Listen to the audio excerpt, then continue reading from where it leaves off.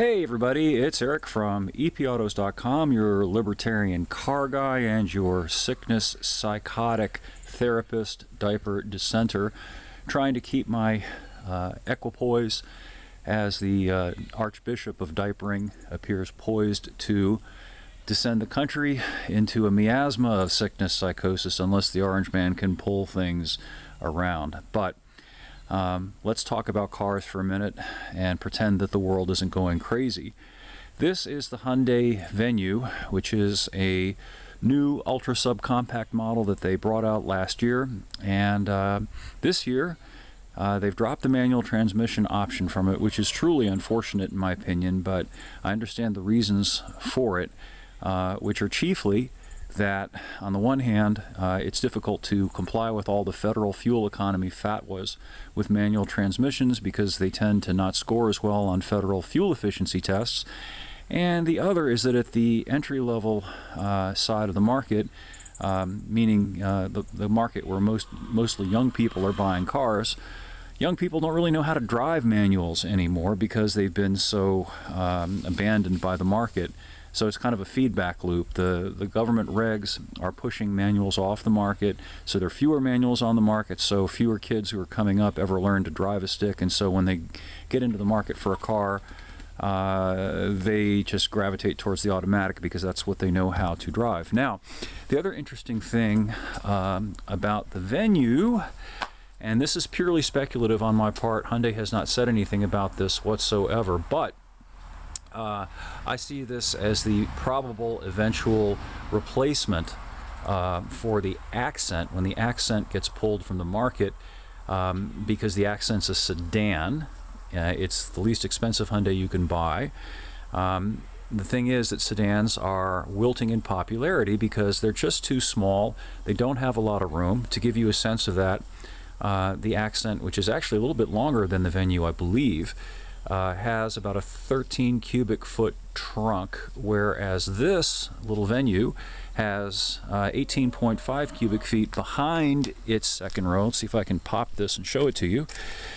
And of course, being a crossover and having this connected cargo area that's actually part of the passenger compartment, of course you can drop those back seats, and when you do that, then you've got about 40 cubic feet of space, which, you know, you do the numbers, what is that offhand?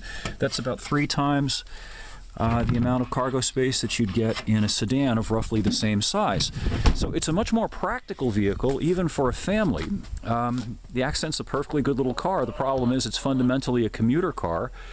If you get it as a family car, it's really difficult to make it work with that comparatively small trunk, and this is why I believe so many other manufacturers have been dropping their sedans. You know, if you look, for example, at General Motors, they don't have an entry-level sedan anymore.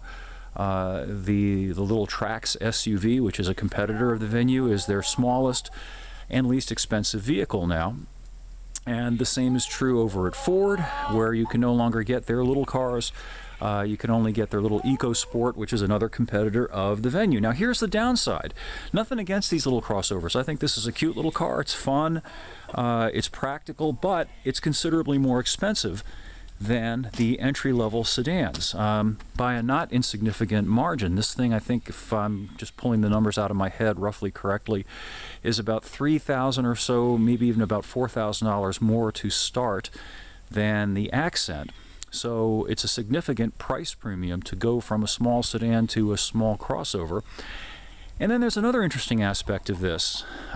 It's that despite the mania for ever-increasing fuel efficiency, these little crossovers aren't as fuel efficient as the small sedans for 2 reasons. They're heavier, for one, and for 2, they are less aerodynamically efficient.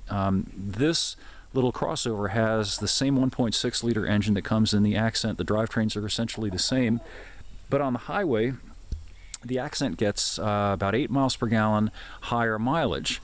It's over 40 miles per gallon, whereas I think this one's about 33. So, you know, again, you're paying a little bit more both at the pump and for the vehicle. So that's just a little bit of the context of this sucker, which I thought was worth giving. Let's have a look in the inside in case you haven't had a chance to look at one of these things. Something that's very nice about new cars in general, and you know, people who read my stuff and follow my rants will know that I'm kind of a get off my lawn, you kids fan of the old stuff, which I have always felt has had more character. However, to be objective and fair, the fact of the matter is these new cars are so well equipped, they make the luxury cars of 20 years ago seem like Kmart blue light specials. You get full array of gauges, power windows, locks, you know, the LCD touchscreen, yada yada, all that good stuff.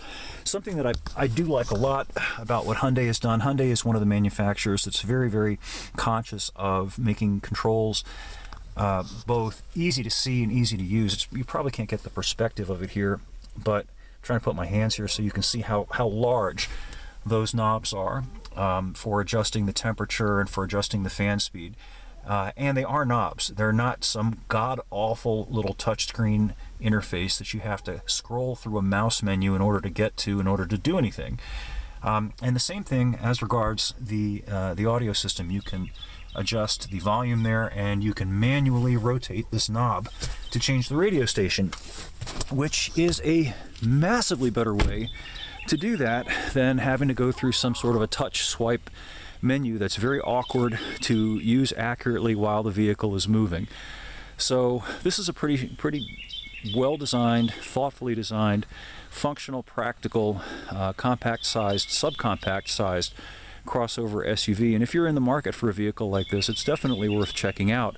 I'm just hopeful that Hyundai continues to offer the option of going with the less expensive and more fuel efficient sedan for people who don't necessarily have the extra several $1,000s to spend for the subcompact crossover SUV.